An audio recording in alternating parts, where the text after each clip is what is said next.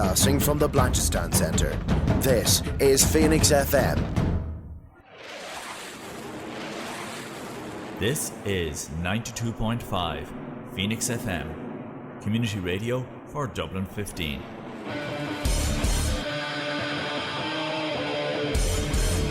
Hey everybody, it's JB Jeremy Borash, and you are listening to Darrow O'Connor on the...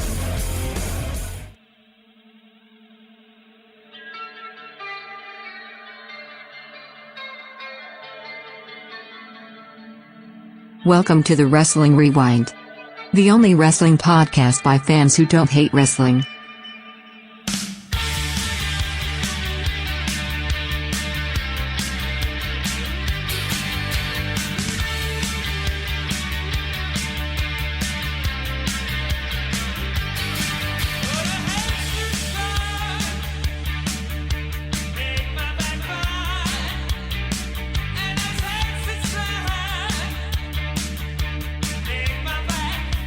Hello everybody, welcome to the Rewind here on Phoenix 92.5 FM, Nerd to Know Media, and of course YouTube. Thank you so much for listening to us. If you are listening on YouTube, please go over and subscribe. You can leave comments below.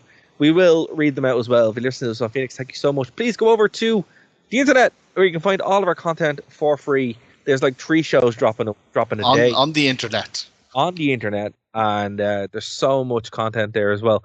But Martin, before we get into this week's show, we do have some comments from our show a couple of weeks ago.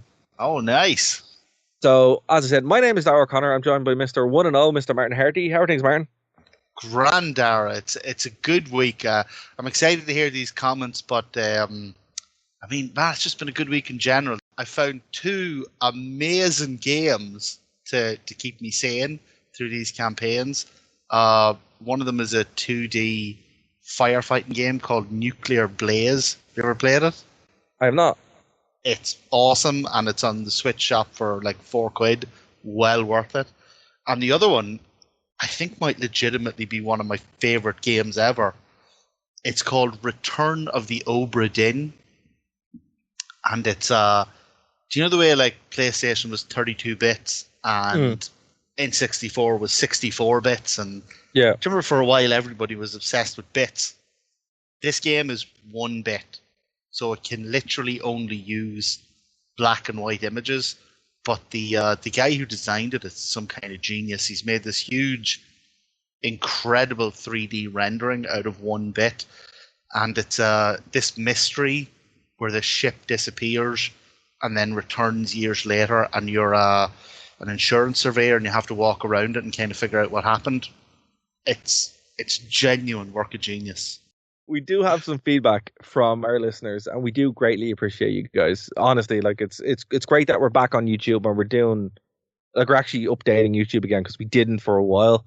And it's really cool that people are subscribing and like leaving comments and stuff like that. But Martin, the thing we talked about a couple of weeks ago, you mentioned before we went on air that a lot of people aren't talking about, and I do think it's kind of like an oversight in a way, because like there are some like clear indications that there's more going on here than we, than it looks like. But basically, we posed the question, laid out a scenario: will WWE buy TNA? And by buy TNA, we mean purchase them in the background or give them a bunch of seed money and just kind of leave them off their own way. We're not talking about a crossover or an invasion or any of that kind of thing.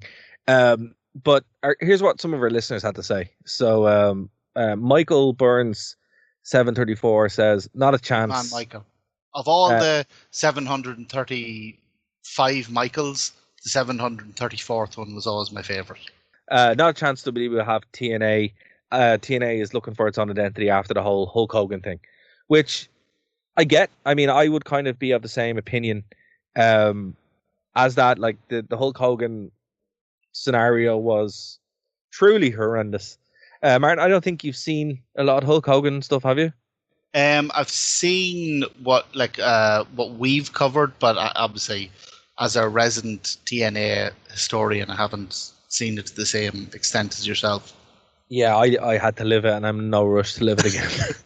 But yeah, basically, so what Michael's saying here is when Hulk Hogan came in, he did fundamentally wipe TNA. He He changed the entrance music, changed the entrance itself, got rid of the six-sided ring, changed the way it was done, the way it was produced. It fundamentally wasn't TNA when he showed up, and it was Bischoff as well that was there, so it wasn't just Hulk Hogan. So I do understand that. I don't think TNA would do that, even if WWE were to buy them. What we're saying is they won't come in whole hog and change everything. What we believe, if this was to happen, is that TNA will be doing its own thing, but won't have to worry about money per se, which is a problem that TNA has had in the past. Yeah. But obviously, I think the other thing to remember is that TNA is not really just TNA anymore. So we're going to talk about the Who Killed WCW documentary, and one of the big aspects of that was the kind of non-wrestling side of the company, the TV executives and the people who had shareholders and all that. So it might not actually be down to TNA to make a decision. But what I would say is I completely agree with Dara. If it does happen, I don't think it'll be like an outright public purchase or anything. I think much like they used to do with ECW in the past, they'll keep up the pretense that TNA is a separate entity, and we'll see the occasional crossovers like we have with Jordan Grace and obviously Joe Hendry. Say his name and he appears. He appears. It's a lie, though. I go to bed every night and I shout it out, and he never appears. No, he's there. He's there. Watching. Watching. But yeah, no, because it's interesting, right? Because on that point, Martin, Mike Jones, 4830, made a very good point, which kind of ties into that. He says, answer no, but check out what Anthem did with NVIDIA FC, and you'll get your answer. So I looked into it, and NVIDIA was actually sold to Anthem. NVIDIA are a female-only MMA company, and yeah, they're kind of off in their own sphere, and that's kind of what we were saying. We were saying that because Anthem is already very much connected to WWE from in the TKO side of stuff. That's what we were kind of angling at. I don't think, for one moment, I don't think, WWE running TNA is the answer. That's silly. We've seen that before. We've seen it with ECW, like the WWE ECW. We've seen it when they tried to do WCW. It just doesn't work. People reject it. But I do think having that kind of deal is exactly what we were talking about on the podcast, where TNA is off on its own. It's doing its own thing. It's maybe touring, having some pay-per-views or PLEs as they call them as well. I mean that's a huge sign right there, right? What? Like no, are TNA calling them that now? Yeah, they are. Yeah. Oh God! And you said it wouldn't change them. Well, it's not them. It's, as you said, it's the corporate structure, right? So yeah, I agree with that, and I will still say that if we do get this, it'll be a thing that it's a footnote somewhere. It won't be a huge announcement. Obviously, it'll be in the trades or something like that, but I don't think it would be a game-changing thing. Here's how you do it, right? WWE buys, or TKO buys, majority stock or stake. I don't think TNA are publicly traded. I could be wrong. Anthem might be. The fact that they're not publicly traded, I think, the fact that they're not publicly traded might make the whole thing easier to yes, it would. To kind of keep under wraps, secret. Yeah, like that. That's kind of why I'm dancing around this here. If TNA is publicly traded, which I don't think they are, this would have to be announced immediately. Because it's not, they can just buy them and go, look, it's part of this deal. You don't tell anybody. We just give you money. We were able to set up certain things that we want to do, like having Jordan Grace, Joe Hendry. Frankie Kazarian was there as well. I mean, everybody forgot about Frankie Kazarian, which I feel bad about. But it was like, he was there too. He's a massive TNA star. And And former AEW, like, you think they'd make a big deal out of that. But again, it just shows you that like this thing does go deeper than just a working relationship. Like obviously, NXT is their feeder brand, but one of the complaints that they've had about NXT is that it doesn't give them as much exposure. It's limited in a certain way, and then again, like TNA is there, they're touring, they are doing their own TV. It can get like, look at Trinity or Naomi, right? I was not a fan of Naomi in WWE initially, right? I thought she was fun as the Funked Axles, and when I saw her wrestle in Glasgow, after watching her before going to the house show or before going to the tapings, I was like, right, she's like a different person, Totally right? different woman. Totally different person. I wasn't at the Glasgow show with Dara, but I watched the tapings that they did in England before they went up to Glasgow. Yes. Totally different woman.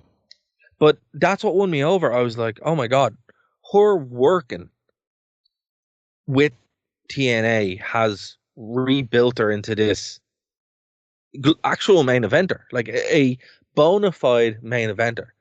And I think here, this is the reason any wrestling fan out there who wants, such and such a company today or such and such a company to be the only one is an idiot. Wrestling needs competition. It needs alternatives. It's not that it needs alternatives of competition. I agree with you on that, but it needs different styles.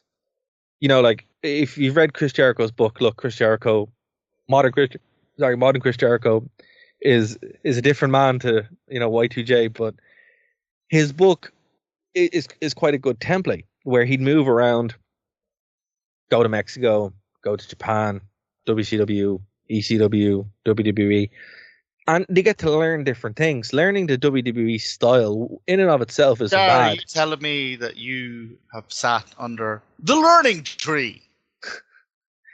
But learning the WWE style necessarily isn't a bad thing. But when it's the only thing you have, that's very limiting, right? And it's I don't think that's what we've seen that WWE can't do that, right? Like the main eventers that they have now are all TNA guys. Even in AEW, a lot of their main eventers are TNA guys. It's actually a point you'd made on a different show we'd done, that the final revenge of TNA was that top guys in the two main companies are TNA guys now, even if TNA is not getting the credit. And their agents. Jeremy Borash is backstage booked as an agent. Abyss is backstage as an agent. That's right. Yeah. All these guys are there. Doing quite well. Abyss has booked some of like the WWE's best received matches. He absolutely has, because he had some of TNA's best matches as well. And it's cool that I think WWE finally gets the value of TNA, and AEW of course does as well. But it to me, and we'll close on this segment out on this. To me, it just doesn't make any sense to risk having TNA fold when they can be like, right, we can actually use this. This has value. We were joking about the NWA before we went on. The NWA has no value. It's a complete joke of a company, right? And it's a pity, because it had such like a prestigious name for a long time. Yeah, but mismanagement, that weird pay-per-view angle that we talked about with the cocaine and it's like for no reason. And what do the young ones like these days? Cocaine. And we're not joking, folks. That happened on TV for some reason, and it cost them the TV deal. I think WWE's fear is here, right? We're working with our people, we're open this, we're bringing in people. They're like, we got to make sure, okay, we're not going to strangle them to death, which is what Vince would have done, but we have to make sure there's some kind of like, some kind of guardrails, so we don't have a random cocaine segment, or we don't, something like that, where nobody looks good from all it. All the things we've seen Vince do over the years. That's where I draw the line, folks. A random cocaine segment. But that's why I think they're doing it. They want to have some stronger control on, or not even control, just assurances that, like, right, if we book Joe Hendry. He's not going to get injured. He's actually going to show up and be very well received. It's the highest rate. That segment, that segment is the highest rated I social saw that, media clip yeah. in history of WWE. Here, way to go, Joe. Who is having a better 2024 than Joe Hendry? Nobody. Man, Nobody. Dude's killing it. I said it to you when I saw that gimmick live. I said, that is the greatest gimmick of all time. And it is. It's just, I don't know why it works. It just works so well. But look, that's what we think. That's what our listeners think. Guys, if you want to comment on that, I'm going to clip this and put this up on YouTube. Let us know. Do you disagree? Do you think we're on the money? Do you think we're completely off? We'd love to know, and we will, of course, talk about it on the show. And we genuinely love to know. So comment on like wherever you find us: YouTube, Twitter, Facebook, Instagram, LinkedIn, OnlyFans, wherever you find us. Drop a comment, and we'll chat about it on the show, and we'll chat back to you as well. Absolutely, because I mean, like, it's cool to talk about wrestling because we're so lonely. Well, I mean, yeah, I guess so. But Martin, one of the great things that people are talking about now this week is interesting because it's something we talked about a couple of months ago. Always ahead of the curve. Always ahead of the curve. Like it's wild, really. But there was this documentary that came out, and it's not really a documentary; it's like a mini series kind of thing on Vice. Who Killed WCW? Right. It's based on Guy Evans' Nitro book, so it's not based on Brian Alvarez's book or anything like that. Now, I haven't actually read the book that this is based on, but I probably will. I have, and I'm literally looking at it right here. Have you? Yes. Now, it is a weighty tome of a book. Okay. Like, it's huge. It's a physically big book in that even just the size of it is bigger than a normal book, and it's still incredibly thick. Well, okay. Okay, well, I'm gonna order this because I've read Brian Alvarez's book quite a lot. I've read Vince Russo's book, the three of them. One of them is just really bad. Don't read that one. Rope Opera is probably the best one to read. I've never read any of Vince Russo's books because I'm basically one says something, one completely contradicts the other, and then the third one is like, okay, I was, you know. And come here, if you take Vince Russo's books and you remove the word bro from them, but 6 pages long, are they? Or give or take, yeah. 6 pages each, maybe. But yeah, so look, no, it's a genuinely good book, but it's a weighty tome, all right. So it is based on that, and up until recently, there were a couple of different documentaries. A lot of them were done by WWE, which, I still do think the rise and fall of WCW DVD is genuinely hilarious because it is just an assassination hit job on Jeff Jarrett. This is part of the reason why I didn't actually trust this documentary or this series, because The Rock's production company produced it. Yeah, but The Rock is, he's not Vince McMahon. He doesn't have a grudge against I don't even think he was in WCW. He's WWE though. Yeah, but he's not Vince. So that's why I was a little hesitant to. So WWE documentaries, and I know we're an audio, so nobody can see what I'm doing, but every time I say documentary, I'm doing air quotes. WWE documentaries they're pretty much they're kind of kayfabe, aren't they? They're like it's like the ruthless aggression not kayfabe in the sense of it's all real, but kayfabe in the sense of it telling WWE's angle on things. Like the one about ruthless aggression says, yeah. So one day Vince decided, we need a change. I'm going to drop the F and we're going to be called WWE. It's like, nah, man, you were sued by a panda. That's what happened there. It's more a case of the victor's right to history. That's actually, yeah. There you go. And that's what it is.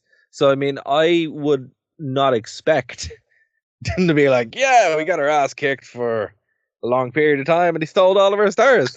It's like, no, we actually, here's what happened. They were terrible from the beginning and we just persevered. So like I do find like the Monday Night Wars documentary that came out, I think 2005. That sounds about right. That one actually is quite good. That one is genuinely quite good. I think it is very balanced. Bischoff was there at the time, so he's actually able to be like, "No, here's what happened." Blah blah blah. But that rise and fall of WCW thing is, it's rough. It's rough. But but that's what I mean. Like that's what they do with their documentaries. Again, air quotes. Like they made 2 separate documentaries about the Ultimate Warrior, and they sent them to him, and they were like, "If you don't sign a contract with us, we're going to do this self-destruction DVD." And then they did that. And then the next DVD they did with the Ultimate Warrior was the exact same people talking about how great he was. They pulled the same thing with Bret Hart. They were like, "Oh, we're going to do a Bret Hart DVD, and we're going to make you look like a moron. Be like the best of Bret Hart." And then all his matches with like IRS and Juke the Dumpster.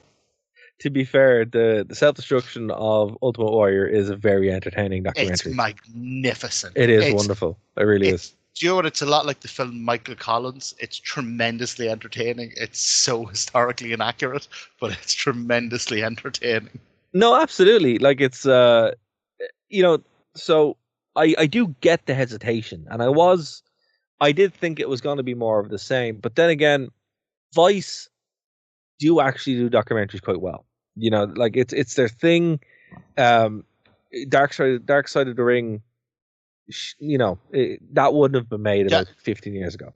That's why I was so worried when I saw that the Rock's production company was involved. I wasn't worried at all. You know what, but man? The reason I was is because the Dark Side of the Ring series has been genuinely fearless in the way it has approached a lot of really controversial subjects in wrestling. Like, who would have thought you could do a genuinely balanced, thoughtful documentary on Chris Benoit, and they did.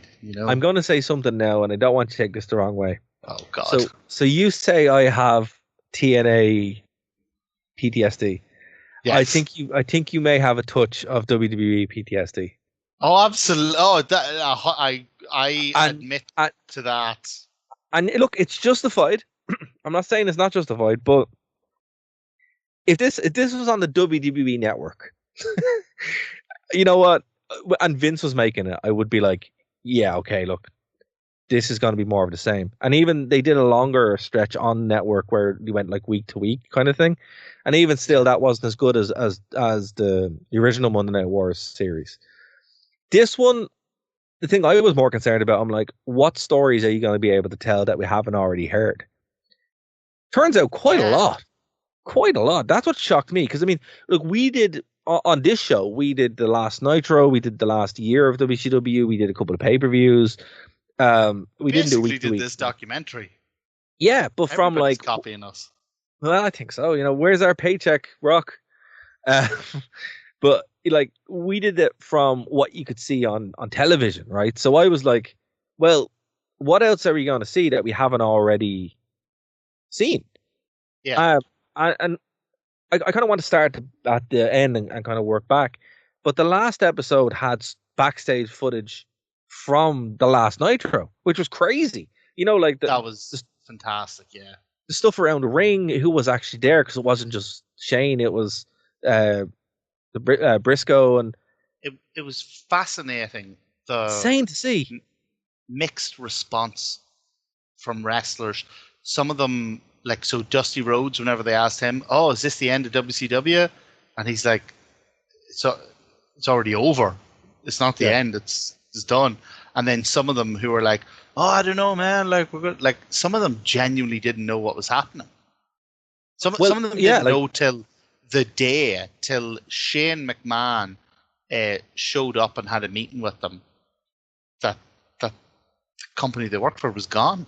Like, yeah, it was wild. Well, Well, okay, so I have an article here from the Sportster, right? And it's like 10 things we learned from the documentary. I think we'll run through that because it makes some sense. So the first thing was that like Turner execs never liked WCW. No, I guess only Turner. well, I think that was always the case, right? Like even comparing that to the WWE side of things, you know, Turner rang Vince and I'm in the wrestling business now. So yeah, that makes sense. I mean, from day one when this story was told, what killed WCW was they lost television. Yeah, they were kicked off and it wasn't worth anything. And we're seeing that now with AEW. I really don't want to go into that, but we're seeing that with AEW now when the concern is, you know, no, we're not. No, by flipping you're going to do this. No, I know. But you see, the narrative is, oh, if they lose television, blah blah blah, and that comes from this. It's a holdover from. It's WCW PTSD. Everyone in wrestling has PTSD. I think so, but it's funny. Like it's not funny, but it's like it is like a direct link. Like that whole narrative around this TV thing is because of this exact reason. And the main difference really is back then, none of the lads in there wanted wrestling on Turner Networks except for Turner. So once they had the merger, they kicked the only guy out who was screaming, "I want wrestling on this," you know. So that was something that the weird thing is that, like, their opposition to wrestling wasn't even business minded. It was pure personal snobbishness. Yeah, it was. And it was like because Turner looked at wrestling. Yes, he personally liked wrestling, but he also looked at it. He said, "Here is 6 hours of live program every week, 52 weeks a year that I can always count on, that will always be there and that will always have an established audience." Like that's not just a fan, that's a business decision. And the other executives, particularly after the AOL Time Warner merger, like their opposition to wrestling was pure snobbery. Well, it's got to do with the advertising, right? Where like you couldn't advertise, like even now when you're looking at it, like it's a little bit different when you're in the UK and Ireland, or even in Europe in general. When you're watching it in Italy, for example, it's a completely different beast. But you know, obviously going by America and the ads you'd watch, watching it on, well, even watching Raw, you know, they're like ads for Wendy's, McDonald's, random medication ads. They're not, you know, quote high value ads, you know. Do you remember AEW got bothered because Nick Gage carved Chris Jericho's face up with a pizza cutter, and then an ad for Pizza Hut came on? But there you go. I mean, it's still like fast food, so I get why they're like that. But also, I mean, at that time it was 5-6 hours of content that was there every week, and again, the numbers were like 3 million watching Nitro, 3.0 watching Nitro. They're numbers that Raw isn't even getting now.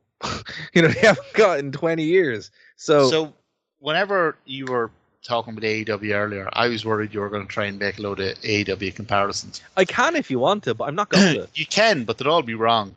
There is there is one single lesson that AEW has to learn from WCW. It is perfectly okay to be number two. Yeah. To be tremendously successful and to be in the black and to be making money. You do not have to be number one.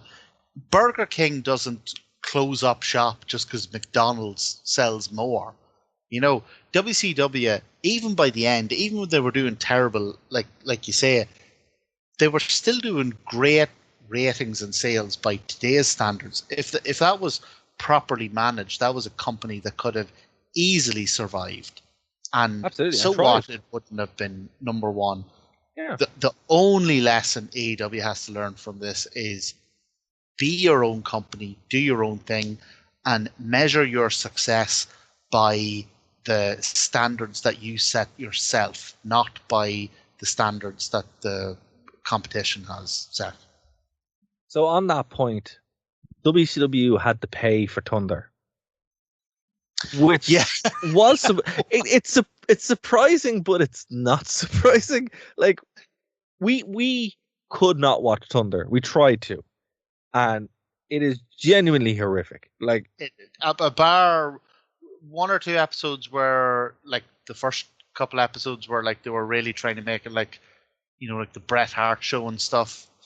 There was a few episodes of Thunder we watched that were fine, but it is not. It did have the David Flair segment alone nearly justified Thunder existing completely. The greatest segment in wrestling history. But it's not something you'd want to be watching week to week. No, God, no. But here's the thing. Speaking of, some AEW comparisons, Bischoff wanted Bret Hart to be its face, very much like Collision and Uncle Phil.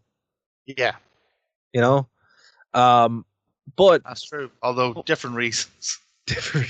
But losing money like that was there was no real reason for Thunder because again, like obviously the execs weren't fans of it, and apparently not only did you have to pay for it, but we also learned that the advertisers weren't big supporters of WCW either, and that was surprising because like in some ways you can see it as like a financial failure, right? But the company never turned a profit for most of its existence. Yeah, there was like 2 years where they did, but I mean, overall, when you're losing 60 odd million, the 2 years where you made 4 or 5 million don't really matter. But the thing about it is, it's like a lot of that was because of these like crazy contracts, massive downside guarantees, and stuff just being mismanaged. And again, was a Bischoff. The one thing I will have to say, this documentary does paint Bischoff in a really good light. Now I do like this is the Bischoff redemption. I do like Eric Bischoff. His podcast is hilarious, particularly his little rants on it. You wouldn't like him, Martin. Don't listen to his rants; you get upset. Oh, I don't listen to it. No, don't. One thing, there's nothing there for you.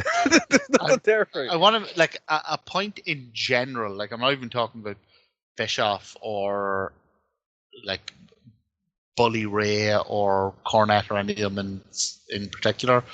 A point in general I want to make is that I think podcasting has really ruined a lot of wrestlers for a lot of people because Twitter you too. have these Twitter especially. Yeah, Twitter you got too, these people who in your you only see them as the wrestler and the incredible graft that they put in the ring and what they put their bodies through for your entertainment, and you love them for that, right?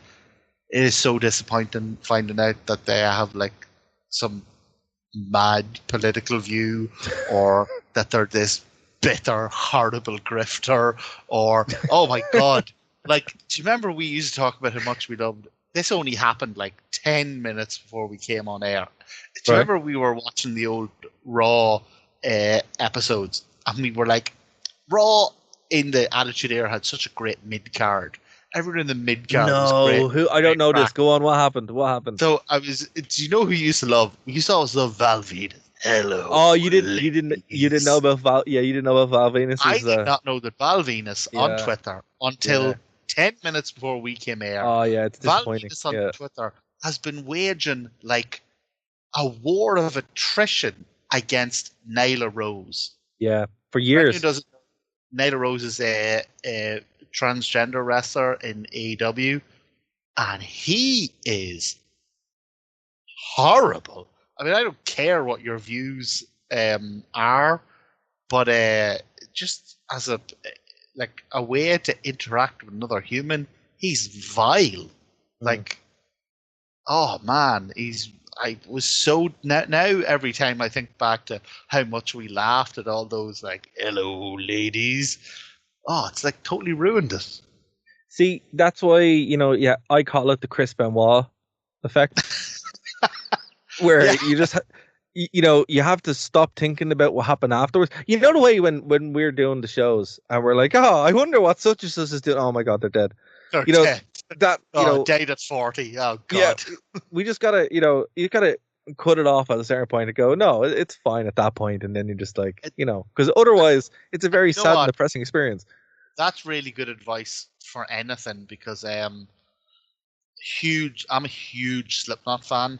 Yes. Massive Slipknot fan. And then I saw the Slipknot documentary, and I was like, I love you guys because in my head, your whole life is like going around doing insane metal, huffing dead birds out of jars, and just being mental. And now I've watched this documentary where Corey is sitting in the corner writing his poetry about the rainbow. I'm like, you ruined it. You've ruined it. Yeah. Having everything accessible all at once sometimes isn't a bad thing. Or Yeah, sometimes sometimes it's a terrible thing. Exactly. Yeah. It's a two-way street, but anyway. Do they say never meet your heroes? Yeah. I don't agree with that entirely because I've met some of my heroes and they were Mick Foley, Bret Hart, tremendous people to meet. I would say be very selective in Be meeting selective your who hero. your heroes are. Exactly. I think that's good advice. Yeah. But speaking of Eric Bischoff, he was known as ATM Eric. And look, again, I'm not going to do this because it's way too easy and unfair, but he kind of had a point though. Turner said to him, "What do we need to do to beat WWF?" And his response was, "We need prime time." But really, what his response was, "We need money," and he wasn't wrong. Like no, look, of all the issues and views I might have on Eric Bischoff that are deeply ungenerous, the fact is that he beat WWF for 80, like the classic line is 83 weeks, like a year and a half. He beat them, and he genuinely did it. Yeah, and look, AW is spending 100 million on its talent. Wrestling is expensive. It always was. It always will be. The thing is, it should be. Like, we've seen, how many wrestlers have we seen whose, hips are shot, or whose, like, we're not even talking about the likes of Owen and that who were killed in the ring, the likes of Droz who was paralyzed. And yeah, wrestling should be expensive. You should pay these people. But the thing as well, it's not only on that point, I 100% agree with you, but it's not only on like what you would think, buying the cars, buying the houses. It's like, yeah, you have to pay your own transport and hotels as you're wrestling and your own medical and all that kind of stuff. So yeah, you're right. But like at the same time, and medical in the US, which is it's crazy, nuts. crazy. But like that's a thing where I wasn't sure. See, so far, like when I was watching these, I was like, okay, well, I kind of knew these, and it's interesting to a point that like we're in it, we're in the wrestling media, we're we do a podcast, blah blah blah. We've written for this and the other, so we're aware of what's going on. And what I'm trying to tease out, Martin, here is, do you think a normal wrestling fan who was maybe not aware of this, do you think this was a shock to them, or do you think this was like, this is common knowledge? I would imagine, because we talked about it, how many documentaries have there been on WCW? I would imagine, even if there were like really nice details in this documentary that were new for a lot of people, I'd imagine most people knew the broad kind of strokes of this. But if you're new to wrestling, if you've never seen any of this before, this is a genuinely fascinating topic. This is the downfall of a multi-million-dollar company, and the downfall was largely because of, it was at the very start of the documentary. DDP, they go through a list of people saying who killed WCW, and some of them are going Russo, and some of them are going Bischoff, and some of them are going the TV execs and blah blah blah. And Diamond Dallas Page says WCW was killed with a death by 1,000 cuts. And I think that's the most prescient line of the whole thing. But a man we haven't mentioned, bro, is Vince Russo. So he had the Wrestling Observer's worst gimmick in 1989, the worst on-air interview, and worst on-air personality in 2000, and he suffered a legitimate concussion as WCW World Champion. He didn't draw any ratings. He suffered a legitimate concussion as WCW World Champion. The most concerning part of that sentence is WCW World Champion. But here's the thing that I find, as I said, I've read his books, I've watched him. His podcast sometimes can be good. I've watched him on different things, and he still refuses to accept responsibility. It is crazy. Like, I mean, I get why Dave's a big fan of him. Still, and Dave's a big fan of Russo. He is. Dave, that's like finding out like your best friend's a Nazi. Dave is sports entertained by Vince Russo. I'll say that much. Not a fan of him, but he is entertained. Look, a lot of the Actually There stuff is because of Vince Russo. Some of the good TNA stuff is because of Vince Russo. But well, he says that. I think he was present for a lot of it. I don't think he was the actual mind behind it. I'd say it. A lot of it's been massaged as well, right? But I was shocked that he still hasn't the awareness to be like, yeah, you know what?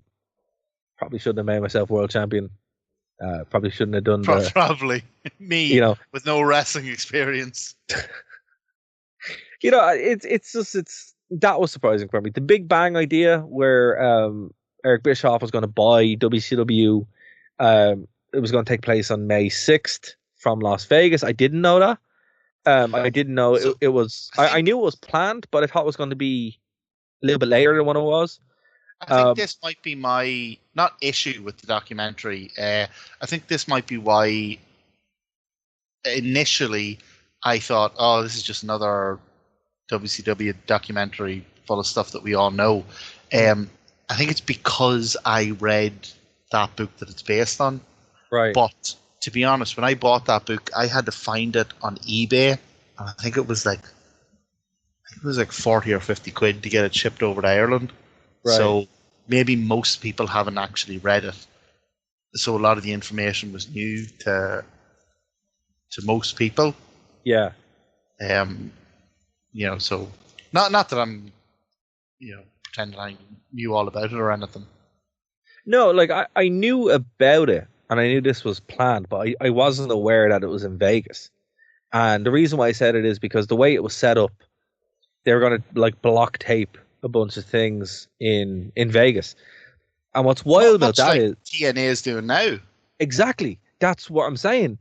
That's what TNA did in the Impact Zone, and what they're doing now. So it's like, whoa, they've actually to be fair to TNA, they're doing a far, far cooler version of it now.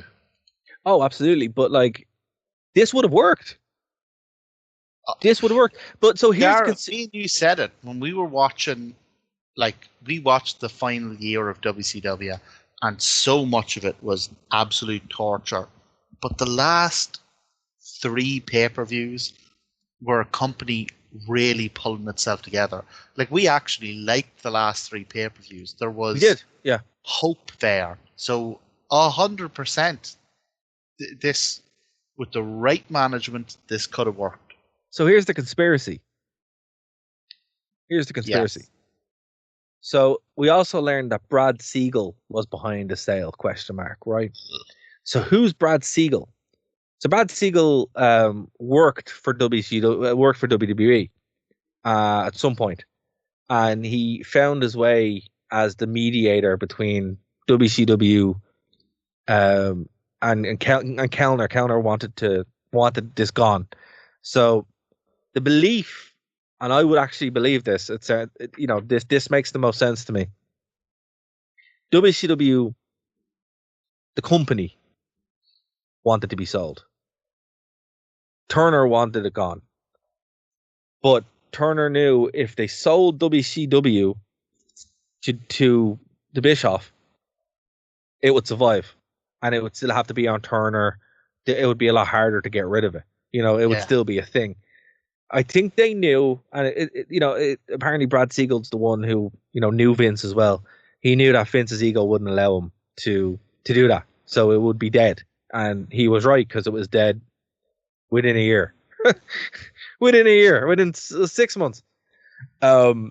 So I would believe that actually, and it's mad that was kind of brought out, but their biggest asset was the tape library. We knew that. Yeah. But it shouldn't have to have been. Basically, the way we looked at the product in those 3 pay-per-views, we're like, no, there is a strong product still here. The fan base is still here. The IP is there. What happened? Why did this sell for such a low amount? And I think we need to remind people that WCW, the major international wrestling company, sold for less than 5 million, and it was actually 4 million. less than 5 million because there was part of that had some deal to do with like the debt of the company, didn't it? Yeah. That part of, instead of actually paying for it, they would just pay off some of the debt. So in terms of what was actually paid for WCW, didn't it end up being like 3 something? 2 3, million? yeah, 3 just million? just under 3, yeah. Just under Dara, 3. It was 4 in total, just under 3. I'm with you here. Somebody had their snout in the trough there. Yeah, no, 100%. But that was the bit when I was like, okay, that makes the most sense, because it just never made sense. Like you were. No. I remember watching this. I remember like living this. Obviously the internet was very rudimentary at the time in Ireland specifically. But yeah, it was like, oh, okay, WCW is finished, and then all of a sudden Vince shows up on Nitro, and you're like, what? This doesn't make sense. And obviously, as a kid, you're like, okay, whatever. But then you're thinking back, obviously we've been doing this for a while. You're like, no, why did it sell for such a low amount? I mean, Bischoff wanted it. Like, look, for that amount, a higher upper mid card talent could have bought it. Jericho could have bought it in WWE if he really wanted it at that point. Well, Tony Khan bought Ring of Honor for just under 4 million. Yeah, but that's what I'm saying. Like, and that's Ring of Honor. Yeah, that's Ring of Honor. But that's what I'm saying. Like, the fact that we got TNA so close from that, Jeff Jarrett could have bought it, right? Like, with the money he had. So I don't think it was a case of an open market. I don't think this was an open deal. I think what happened here is, and look, again, it could be a conspiracy theory. This is my theory on it, based on what I've seen. I don't think it's a conspiracy theory. I think there is a lot of evidence here that there was a backstage rat line, for want of a better word, where Turner were like, yeah, we'll sell it to Vince. Vince will kill it. It's gone. And when we say Turner, we mean the company, not Ted Turner himself. So Time Warner, after Kellner got his promotion, when Ted Turner the man was gone, they were like, right, just get rid of it. Who will kill it? Vince will kill it.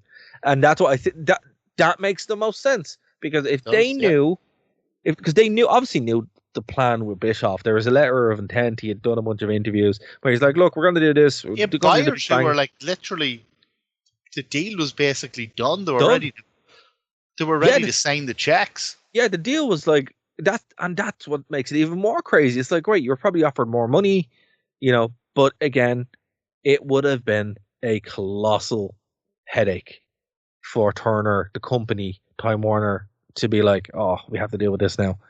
And again, all the executives wanted it gone. That's historical fact. They wanted wrestling off the network, and this was the way to do it. Part of the reason I completely agree with your assertion that they were like, give it to McMahon and McMahon will kill it, is like the generally accepted narrative is that McMahon put on a Booker T Buff Bagwell match as a kind of a trial to see if like they were any good. and it was terrible response and bad wrestling. McMahon was like, kill the whole Nitro thing.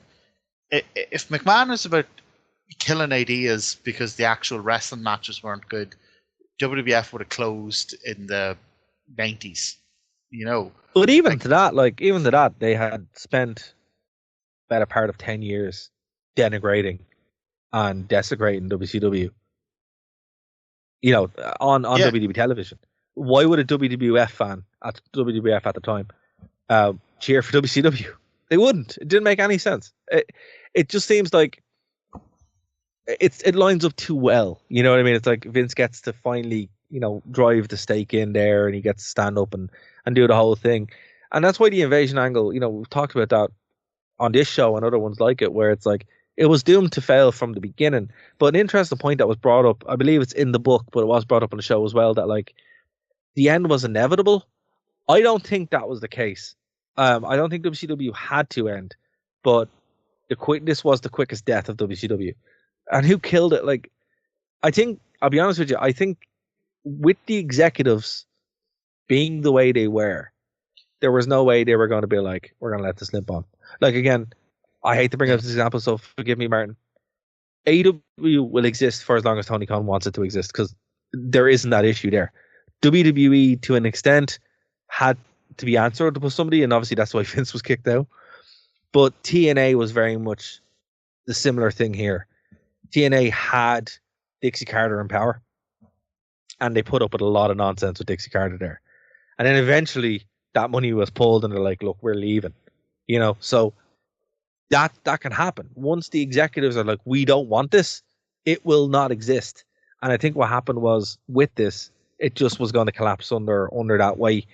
But I think what's more interesting about any of that is the fact that we now have an answer, a fundamental, clear answer as to why Bischoff wasn't able to get that deal done. For me, that's the takeaway of this entire documentary. Martin, I'll let you have the last word. No, I kind of agree. The question, who killed WCW, is it's like DDP said at the start, it was the death of 1,000 cuts. Yes, the Turner executives were just snobbishly opposed to wrestling, and they even said it like in one of the interviews in the documentary. You have a Turner exec saying, "Oh, you know, when you think of wrestling, you think of people going to a wrestling show in like a pickup truck." And I'm like, "Well, yeah, but like they had the money to buy a pickup truck, you know." Like, so yes, there is that, but even those executives wouldn't have gotten rid of it if it was still a hot show. If Bishop and Russo hadn't creatively, you know, damaged and destroyed what it was. So I think the question of who killed WCW is, yeah, it's a death of 1,000 cuts. It's a multiple people scenario. It's a kind of a perfect storm of different issues came together all at the same time to destroy a company. And like I said earlier, the one lesson AEW has to learn from this is that it is perfectly fine to be number two, judge yourself or judge the success of your company by your own measurements and your own merits, and not by what the competition's doing. I think that's a very good place to leave it there, Martin. Folks, if you want to check out the article that we kind of worked through here, it's on the Sportster. It's by Michael Weir. We'll drop it in the description below. Before we get out of here, Martin, is there anything you want to plug? No, just like as a final kind of, because it's the death of WCW. It's kind of depressing, but on the whole, like when you look back at WCW, what do you think as a whole? Missed opportunity. Yeah, I mean, like there was some great stuff. There was. I mean, when WCW is good, WCW is phenomenal. I think we're far better for having had it. Like the Sting stuff, the NWO, Hogan, like David Flair, like the most boring, like past it star. dropping the leg on Macho and completely reinventing himself. David Flair and his many miscarriages. The triple cages. The triple cages. All right, we've gotten past what the spirit of what I was trying to do was. No, I hear you. And the thing about it is, it's like it does deserve to be remembered more fondly than it is. Like, unfortunately, because it was just before the internet was really a thing, right? So it lives in the memory of those who were there at the time. Like, look, for anyone listening, guys, I remember watching it on a Friday night because we used to get Raw and Nitro on a Friday night, and you used to actually be able to flip back and forward. I remember doing that. That was super cool. But like we are 20 years removed from it, where WWE has spent those 20 years been like, WCW, yeah, it's never good. It's real bad. Yeah, just ignore the fact that all of our major stars were there, and you know, the NWO was a huge thing. And when you wear an NWO hat in Florida, you will get too sweeted by everybody. It happened to me at least 15 times when I was over there in the summer.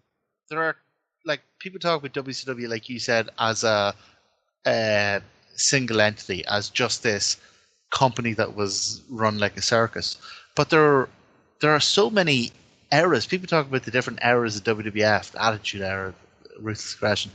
WCW had its eras. Like, obviously you have the NWO Nitro era, right? That was really cool. But before Nitro, you had this whole era of WCW where they were doing awesome matches. I'm talking about the likes of Cactus Jack, Sting, the Nasty Boys, like doing Vader. Oh my God, doing these insane matches. And then, and maybe a decade before that, kind of on the WCW Jim Crockett kind of borderline, you had all those Ric Flair, Terry Funk, you know, hour-long Broadways, and like, for new people to wrestling who think of WCW as a byword for failure, I would strongly encourage you to go and look into some of what the company was, because WCW is so much more than just the last 2 or 3 years of WCW. I think that's a really good place to leave it there, Martin. Folks, is there folks, if this is your first time checking us out, please go over to Nerdstown Media, thewrestlingrewind.com, and of course, if you're checking us out on YouTube, please do like, subscribe, leave your comments. We love that. And you're listening to us on Phoenix 7. Thank you so much. We'll see you next week here on the Wrestling Rewind. Bye, guys. Keep our let.